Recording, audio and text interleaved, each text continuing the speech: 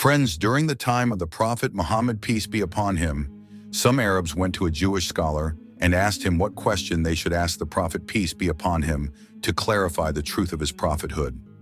The Jewish scholar advised them to ask 3 questions, one of which was about the companions of the cave. Therefore, Allah Almighty answered this question clearly in Surah Al-Kahf of the Holy Quran. According to this account, it was during the time of Prophet Jesus, peace be upon him, that Allah sent him to the region of present-day Palestine to preach Islam.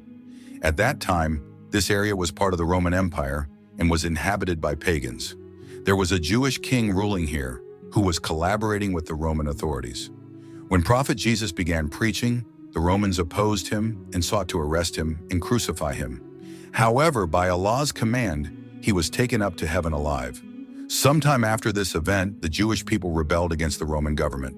In response, the Roman Emperor Titus, in his fury, attacked Jerusalem and Palestine, completely destroying it, including the holy site of Jerusalem. He killed 150,000 Jews, and those who survived fled Palestine to save their lives. Thus, only Christians who followed the teachings of Prophet Jesus remained in Palestine. During that time, the ruler was a king named Decianus, who was Roman and pagan. Under his rule, Christians faced severe persecution. One day, Decianus summoned some followers of Jesus, including a few of his young disciples, and threatened them, giving them a few days to abandon their new faith, Christianity, or he would have them executed. These young followers of Jesus were actually the companions of the cave, whose story is detailed in Surah Al-Kahf of the Quran. When they heard this threat, they were greatly distressed because they lacked the courage to fight the king and could not continue practicing Christianity in the city. They decided to flee and trust in Allah to find a new path for them. They fled the city and took refuge in a cave on a mountain, where they fell asleep. During their sleep, a period of 300 years passed.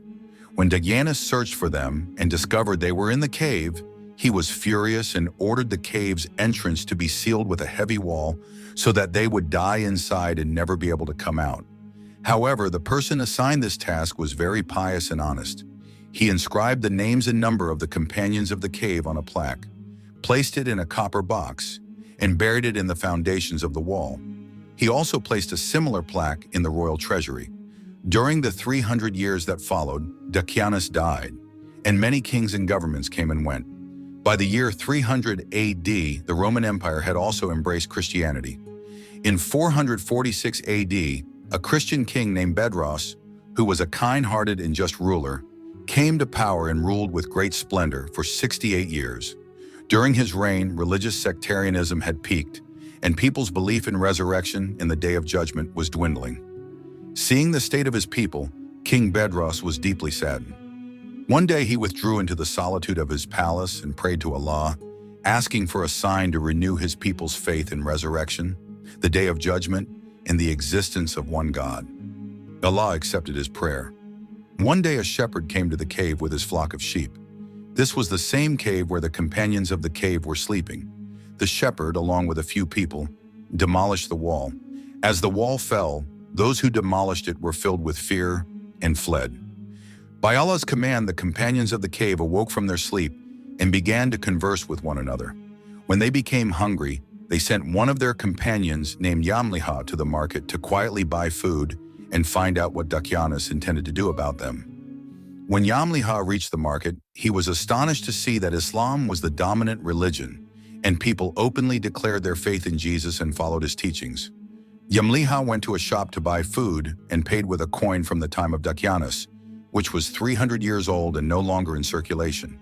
The shopkeeper, seeing the ancient coin, suspected Yamliha had found an old treasure. He handed Yamliha over to the soldiers to investigate the treasure. The soldiers questioned Yamliha about the treasure, and he said that he had no treasure and that it was just old money.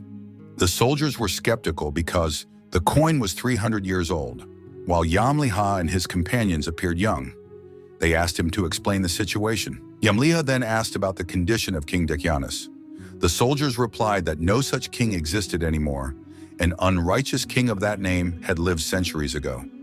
Hearing this, Yamliha was astonished and explained that just the day before, they had fled from the king's tyranny and that he and his companions were hiding in a nearby cave while the rest of his companions were still inside the cave. The soldiers and the townspeople went to see the cave for themselves. When they arrived, the companions of the cave were waiting for Yamliha, concerned that he might have been captured. Hearing the commotion, they thought that perhaps Dakyanas's soldiers had arrived. They engaged in the remembrance of Allah and praised him. The soldiers discovered the copper box and read the inscription that described the companions of the cave as a group of believers who had taken refuge in the cave to protect their faith from the fear of King Dakyanas, who had sealed the cave in anger so that people could learn of their story when it was open. The soldiers were amazed and confused, so they reported to King Bedros. When King Bedros heard the news, he immediately went to the cave with his ministers and officials. The companions of the cave explained the entire story to the king. Bedros thanked Allah for answering his prayer and revealing such a sign that would renew belief in resurrection after death. The companions of the cave then prayed for blessings on King Bedros, and after greeting him, returned to the cave and fell back into sleep. Allah then took their lives in their sleep. King Bedros had a wooden coffin made to place the bodies of the companions of the cave and built a mosque at the cave's entrance. He designated an annual day for people to visit their graves. Regarding the number of the companions of the cave, scholars have different opinions. Abdullah ibn Abbas said they were 7, with an 8th being their dog. There is also considerable disagreement about their names.